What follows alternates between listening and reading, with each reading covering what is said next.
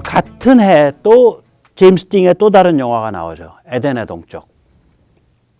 에덴의 동쪽 역시 이 경건하고 보수적인 문화가 지배했던 이 샌프란시스코 글로벌리즘 시대에 대한 간접적인 풍자입니다.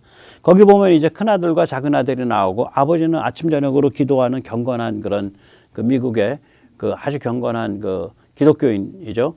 그러니까 큰아들은 아버지 스타일을 따라가고 작은아들은 이제 눈치 까면서 이제 세상을 제멋대로 사는 애죠.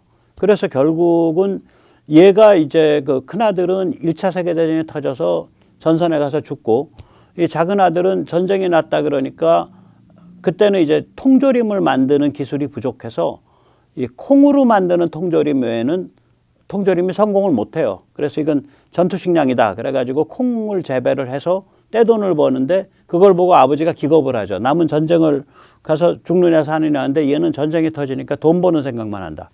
그래서 이제 이제 아버지랑 대판 싸우죠. 떼돈 벌면서. 그러면서 이제 형이 죽으니까 이제 그 형수가 될 뻔한 여자하고 또 결혼을 하게 되는데 그것도 이제 아버지랑 또 대판 또 싸우는 그런 얘기죠. 이게 에덴의 동쪽 참 아름다운 영화죠. 이것도 제임스 띵입니다. 제가 그래서 제임스 띵을 좋아합니다. 이거 보고만 있어도 머리가 띵해지죠. 그래서 제임스 딘이라고 안 부르고 제임스 띵이라고 부르는 겁니다. 아마 이 배우를 기억하시는 세대도 꽤 많으실 거예요. 워낙 명화를 많이 남겼죠. 자이언트, 에덴의 동쪽, 이유 없는 반항. 이건 참 지금 봐도 괜찮은 명화들이죠. 예, 그리고 나서 이제 1961년부터 이제 살살 이제 일을 망쳐놨죠. 이제 그 프랑스가 인도차이나에서. 그래서 미국이 우리가 가서 그러면 이 공산주의를 정리할게. 그래서 이제 겁도 없이 거기에 이제 끼어들기 시작합니다. 5월 달입니다. 미국 육군 특전대 그린벨에 몇 명을 보내는 거에서부터 시작을 합니다. 이거는 기본적으로 파병을 해선 안 되는 전쟁에 발을 들여놓은 겁니다. 의미가 불확실한 전쟁에 발을 들여놓은 겁니다. 2년 후에 1963년에는 이미 15,000명의 미군이 월남에 파병된 상황이 왔습니다. 샌프란시스코 글로벌리즘은 미국의 압도적 일방적 파워에 의존한 건데 월남전에 의해 이 압도성이 도전을 받은 거고 그래서 미국이 야 우리가 얼마나 압도적 힘이 있는지 보여줄게 하고서 멍청하게 힘으로 대응한 겁니다. 이건 이길 수 없는 전쟁, 목적이 불분명한 전쟁이었습니다. 왜 이길 수 없는 전쟁, 목적이 불분명하냐? 우리가 이라크나 아프간에서도 좀 나오지만 현지 국민의 각오와 분발이 없으면 웬만하면 미국은 개입하면 안 됩니다. 일단 개입했더라도 싸가지가 없으면 바로 발을 빼야 합니다. 그런데 계속 더 깊게 수렁에 빠져들었습니다. 샌프란시스코 글로벌리즘을 떠받친 미국의 압도적 우위가 즉 군사지정학적 우위가 허물어졌을 뿐 아니라 미국 시민과 미국 정부 사이에 사회 계약이 허물어진 겁니다. 의미가 분명하지 않은 전쟁, 질 수밖에 없는 전쟁에 미국의 젊은이들을 몰아넣은 게 되니까 정부 혹은 국가 권력에 대한 그 반발과 의심이 극에 달하게 되고 또 그러한 죽음을 왔다 갔다 하는 그런 상황이 계속되니까 이제 마약이 많이 퍼지고 그 다음에 이제 사회의 도덕이 기본적으로 무너지게 됩니다. 현지인들이 바락바락 공산주의 하겠다는데 미국인이 가서 싸워서 그 현지인들의 버르장머리와 근성을 고쳐줄 방법이 없습니다. 거기에 생목숨 쓸어 넣어봤자 결국은 사회도덕의 근본이 무너지는 그러한 결과밖에 안 나타납니다. 이를 보여주는 생생한 영화가 바로 1967년에 개봉된 졸업, The Graduate입니다. 더스틴 호프만이 주역하죠. 이제 그 여자친구와 결혼을 하려고 그러는데 여자친구 집에 드나들다가 그 이제 장모되는 유부녀의 그 꼬임에 빠져가지고 이제 섹스를 하게 되죠. 그리고 여자친구랑 이제 결혼하겠다 그러니까 이제 장모될 여자가 이제 펄쩍펄쩍 뛰고 여자친구는 딴 남자랑 결혼하게 될 그런 상황인데 그 결혼식장에서 빠져나와가지고 둘이 도망가 버리죠. 예, 그런 스토리죠. 이 그레듀에이트. 아주 아름답고 슬픈 영화죠. 보고 있으면은 도덕의 붕괴 속에서의 그 이렇게 부평초처럼 떠다니는 나른하게 해체되어 있는 상태에서 떠다니는 젊은이들의 그 정신적 방황 이게 아주 잘 느껴지는 거죠. 이 1961년에서 1973년까지 이제 그 이 시기 74년에 큰 사단이 벌어지기 때문에 이제 73년으로 일단 끄는 겁니다. 이 시기가 이제 샌프란시스코 글로벌리즘의 쇠락 시기입니다. 제2기입니다. 이왕 영화 나왔으니까 한 5, 6초짜리 음악 들어보시죠. 5, 6초면 아마 제가 저거 단속을 안 받을 것 같습니다. Hello, darkness, my old friend. 네, 영화 주제곡이죠. 졸업의 영화 주제곡 사운드 오브 사일런스. 너무 잘 아시는 노래죠. 네, 이 가락만큼이나 깊은 우울을 담고 있는 가사입니다.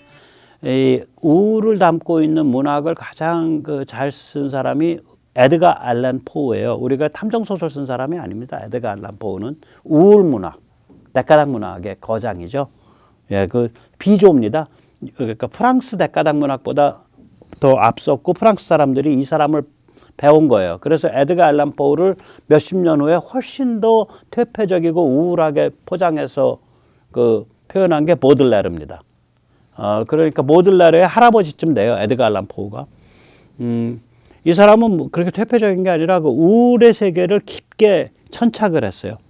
우울의 바닥에 처박혀서 파괴돼가는 영혼이 없는 시입니다. 한번 그 시를 제가 이 노래 가사를 한번 잠깐 번역을 해봤습니다. 한 소절입니다. 어둠이여 안녕. 나의 오랜 벗 어둠이여. 너와 나누고픈 이야기가 있어 찾아왔어. 어떤 광경이 슬며시 내 꿈속으로 찾아왔지. 잠든 사이에 내 마음속에 이상한 생각의 씨앗을 심었어. 어떤 광경이 내 뇌리에 박혀 계속 맴돌아. 천지사방은 공포스럽도록 조용하게 느껴지고 절대 고요가 만들어낸 소리 들어본 적 있어? 절대 고요가 만들어낸 소리 들어본 적 있어? Sound of Silence. 굉장히 우울한 그런 가사입니다. 네. 어둠이여 안녕. 나의 오랜 벗 어둠이여. 너와 나누고픈 이야기가 있어 찾아왔어. 어떤 광경이 슬며시 내 꿈속으로 찾아왔지. 잠든 사이에 내 가슴 속에 이상한 생각의 씨앗을 심었어. 어떤 광경이 내 뇌리에 박혀 계속 맴돌아. 천지사방은 공포스럽도록 조용하게 느껴지고 절대 고요가 만들어낸 소리 들어본 적 있어? 이게 바로 이제 그 힘이 막강했던 경건과 도덕적 보수주의가 일방적으로 지배했던 그 샌프란시스코 글로벌리즘의 전성기 1961년까지 이어졌던 그게 허물어져가는 그 쇠락의 시기에서 나오는 그러한 이제 그 정신적인 그런 흐름이죠. 네. 그 다음에 뭐가 나오겠어요? 망하는 것만 나오죠. 폭망의 위기가 닥칩니다. 74년부터 1980년까지 이어집니다. 월남적화는 75년에 되는데 74년이면 벌써 월남적화가 초1기에 들어가죠. 닉슨이 사임합니다. 워터게이트로. 그리고 제1차 오일 쇼크가 73년에 터진 게 74년에 제대로 전개됩니다. 그래서 세계 경제가 거의 파괴되다시피 합니다. 샌프란시스코 글로벌리즘이 완전히 파산 위기에 빠진 겁니다. 이 위기는 1981년 1월 레이건 집권 때까지 계속됩니다. 1974년에서 1980년까지 샌프란시스코 글로벌리즘의 폭망 위기입니다. 그럼 이제 샌프란시스코 글로벌리즘의 네 시기가 딱 구별이 되는 거죠. 1981년에서 1988년까지 이게 제4기인데 이 8년 동안의 레이건 시대가 샌프란시스코 글로벌리즘의 제4기 찬란한 최후입니다. 레이건이 위대한 것은 샌프란시스코 글로벌리즘이 끝나는 이 마지막 챕터에서 그 죽음을 샌프란시스코 글로벌리즘의 임종을 위대한 것으로 공산체제에 대한 승리로 반전시켜냈다는 것입니다. 그 반전을 통해서 샌프란시스코 글로벌리즘은 일단 자기는 죽었지만 그 다음에 거대한 위산, 거대한 기반을 제공한 겁니다. 그 기반을 짝퉁 글로벌리즘이 덮쳐가지고 착취를 30년 가까이 한 거예요. 20몇 년을. 그러다가 이게 2022년이 돼서야 레이건이 남긴 기반이 2022년이 돼서야 삼축 글로벌리즘으로 건강하게 살아나는 겁니다. 즉 샌프란시스코 글로벌리즘은 원래 두 개의 목적을 갖고 있죠. 하나는 공산주의와의 체제 경쟁입니다. 대립입니다. 냉전입니다. 다른 하나는 이 자유무역, 자유항행, 식민지 없는 세상, 주권 국가들 사이에 평등한 관계가 이루어지는 세상, 이러한 세상이 가능하냐? 글로벌리즘의 모델의 증명입니다. 이게 샌프란시스코 글로벌리즘의 두 개의 목표입니다. 그런데 체제 경쟁에서 이기면 이렇게 해서 체제를 만들었는데 그 체제로 공산 제국 체제를 물리쳤다. 전체주의 제국 체제를 물리쳤다. 이겼다. 그러면 이 체제 맞는 체제인 거잖아요. 그래서 이 최종 승리를 레이간이 반전을 해서 만들어낸 거예요. 즉 공산 제국이 없는 세상이 오면 샌프란시스코 글로벌리즘은 일단 그 소명, 그 생명을 다한 거죠. 공산 체제 무너졌으니까. 원래 두 개였는데 목적이 그 중에 하나가 달성된 거니까 그 소명 다한 겁니다.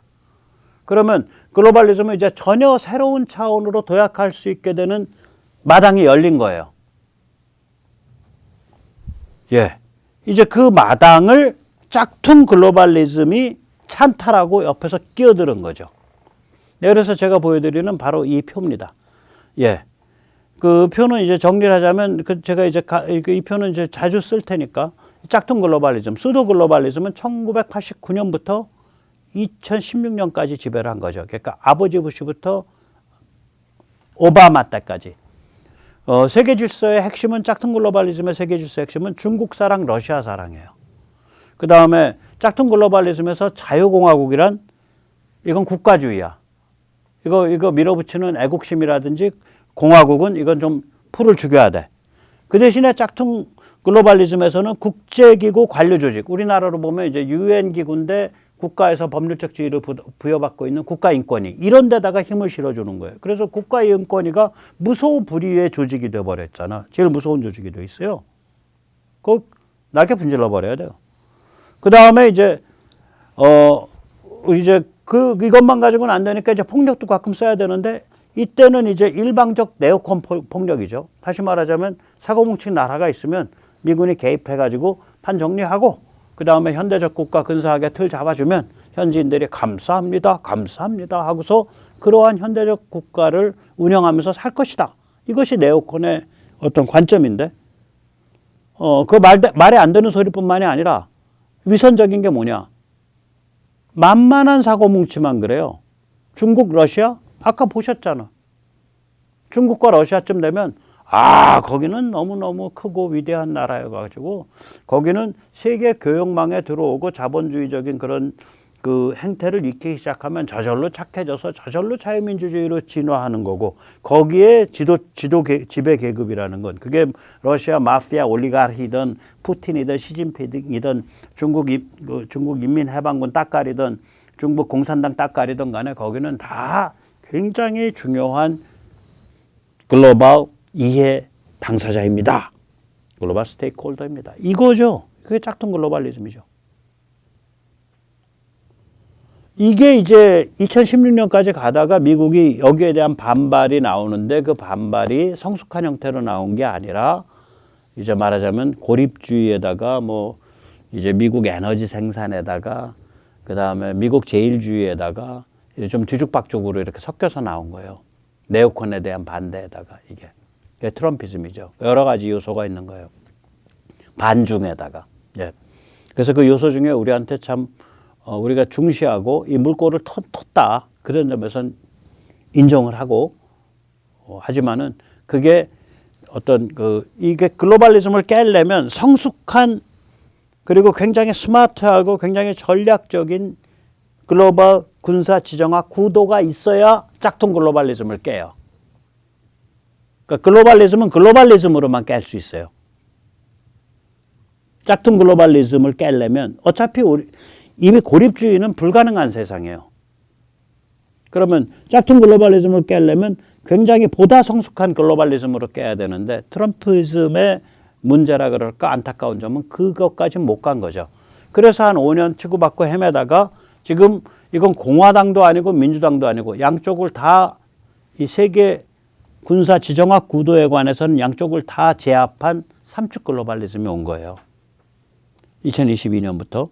여기서는 세계 질서의 핵심은 뭐냐면 중국은 전략적 체제 경쟁자, 전략적 차원의 체제 경쟁자. 다시 말하자면 중국 공산당이 살아남냐, 중국 인민해방국과 공산당이 살아남냐, 아니면 미국 헌법이 살아남냐, 자유공화국 체제가 살아남냐, 이 게임이에요. 그게 이 소리예요. 그 다음에 러시아는 급성 위협, 그러니까 acute threat. 이게 뭐냐? 빨리 수술해서 도려내서 거덜내야 될 때 이렇게 되는 거죠. 그 다음에 이제 이 삼축주의 글로벌리즘의 관점에서 자유공화국은 인류 보편의 가치를 공유하는 공화국을 기본 단위로 하기 때문에 굉장히 소중한 그런 그 존재가 되는 거죠. 제도가 되는 거죠. 그 다음에 삼축주의 글로벌리즘에서 주권국가라는 건 뭐냐면은 주권국가와 국제기구의 관계라는 건 여기는 국제기구는 부차적인 거예요. 자유공화국 사이의 규칙 기반 국제질서, rule-based international order를 중시하죠. 그 다음에 여기서는 네오콘 같이 막무가내로 개입하는 거에 반대하죠. 이번에 이제 대만에 대한 전략, 그 다음에 우크라이나에 대한 전략에서도 나오듯이 이 자유전선에 해당하는 국가의 분발과 각오, 현지 국민들의 분발과 각오, 이게 없으면은 개입할 방법이 참 없다, 마뜩치 않다, 이런 관점이죠. 네. 참 이제 이런 시대가 온 겁니다. 그래서 이제 이것도 이제 전에 이제 다시 제가 이제 말씀드리지만 샌프란시스코 글로벌리즘 44년, 그 다음에 짝퉁 글로벌리즘 27년, 그리고 5년의 혼란기, 그리고 이제 2022년부터 시작된 삼축 글로벌리즘 시대, 이렇게 살펴볼 수가 있는 거죠. 자, 이러면 이제 짝퉁 글로벌리즘이 끝났구나. 중국 사랑, 러시아 사랑 끝났구나. 그럼 짝퉁 글로벌리즘의 잔치마당인 다보스 포럼은 파산잔치겠구나. 2023 다보스 포럼은. 당연히 그렇게 되죠. 이 자리에서 대한민국 대통령의 의미는 뭘까요? 삼축 글로벌리즘의 핵심 주역 중에 하나예요. 대한민국은. 지금 이 대한민국의 무게는 일본은 물론 영국에도 밀리지 않아요. 저는 개인적으로 영국보다도 더 무겁지 않아, 대한민국의 무게가? 예, 그래서 저는 그냥 당연히 믿습니다. 우리 대한민국의 대통령이기 때문에 윤 대통령이 지금 다보스 포럼에서 VVVIP 대접받고 있을 겁니다. 이렇게 보면은 뭐 이재용 회장이 뭐 어깨 툭 쳐가지고 퀄컴 회장도 데려오고 인텔 회장도 데려오고 또 우리 정의선 회장이 또 누구도 데려오고 이렇게 하는데 그게 그냥 우리 대기업의 회장들이 그렇게 인싸가 될 수 있는 게 지금 이 대한민국의 국운과 맞물려 있는 거예요. 대한민국 국운과 맞물려 있는 거예요. 지금 무시무시한 일이 벌어지고 있는 겁니다. 어젯밤에요. 지금은 다시 좀 올라갔는데 어젯밤에 원화 환율이 달러 대비 그러니까 1225원경까지 떨어지더라고요. 전쟁 전에 1200원이었거든요. 1225원쯤이면 2%밖에 안 오른 거예요. 지금 아마 1230, 2, 3원 할 겁니다. 무시무시한 거예요, 지금. 이게 우리의 밖에서 대한민국을 인정해 주는 게 이게 왜 그러냐. 이 삼축 글로벌리즘의 삼축이라는 게 결국은 하나가 미국의 리더십, 두 번째가 세계 시장의 발전 및 공조, 그 다음에 세 번째가 이 자유전선의 중요성, 자유전선 현지 국가의 중요성, 그리고 그런 현지 국가의 국방 강화의 중요성인데 한국이 미국의 먹거리를 개발하고 강화하는 걸 같이 하잖아요. 뭐 반도체, 뭐 전기차, 배터리 뭐 이런 거. 그 다음에 한국이 지금 세계 주요 경제 중 하나일 뿐만 아니라 탈중국 제조업 기지 개발의 선봉이고 앞으로 러시아가 전쟁에 진 다음에 전후 러시아의 경제 수습을 하는 일꾼이란 말이에요. 그러니까 세계 경제의 발전 및 공조에서 아주 핵심적 역할이에요. 미국 리더십에서도 그렇고. 그 다음에 지금 전 세계에서 가장 위험하고 가장 치명적인 자유전선의 전초기지가 바로 한국이고 또 여기서 개발된 무기가 그러한 그 자유전선의 전초 국가들, 자유전선 국가들을 순식간에 가성비 갑 무기로 무장시켜 줄 수 있는 그런 게 돼 있잖아요. 그러면 삼축에서 다 한국이 엄청난 역할을 하는데 이것뿐만이 아니라 이 같은 시스템의 세계 시스템의 의미를 대중적 언어와 대중적 문화로 풀어서 전도를 해주잖아. 그 소프트 파워 한류를 하잖아요. 뿐만이 아니라 한국 무기가 자유전선을 무장할 때만 쓰는 게 아니라 예를 들어서 지금 중동 같은 데서 드러나듯이 미국의 영향권 편입을 꺼려하거나 혹은 미국 영향권에 편입은 되는데 겉으로는 미국 영향권이 아닌 척 좀 이렇게 그 위장막을 둘러야 되는 경우에 한국 무기를 쓰게 된단 말이죠. 그러면 이건 뭐냐면 미국 입장에서는 사실상의 자기 영향권으로 들어오는 거잖아요. 그게 보장되는 거 아니에요. 예약되는 거잖아요. 그래서 이런 아주 복합적인 역할을 하고 있기 때문에 뭐 윤 대통령이 그냥 목에 힘 빡 잡으셔도 됩니다. 그냥 막 휘젓고 다니십시오. 그리고 그냥 지금 아마 제가 짐작하기에 지금 다보스에서 한국 쪽 그 커넥션이 VVVIP 코너예요. 거기서 그냥 그 어차피 지금 짝퉁 글로벌리즘 다 파산했으니까 그 파산하고 나면 회사 뭐 괜찮았던 회사 하나 파산하고 나면 뭐 거기서 건져올 게 한둘이에요. 그 자산 그거 다 싹 빼오십시오. 그 자산의 이름은 글로벌 커넥션입니다. 예.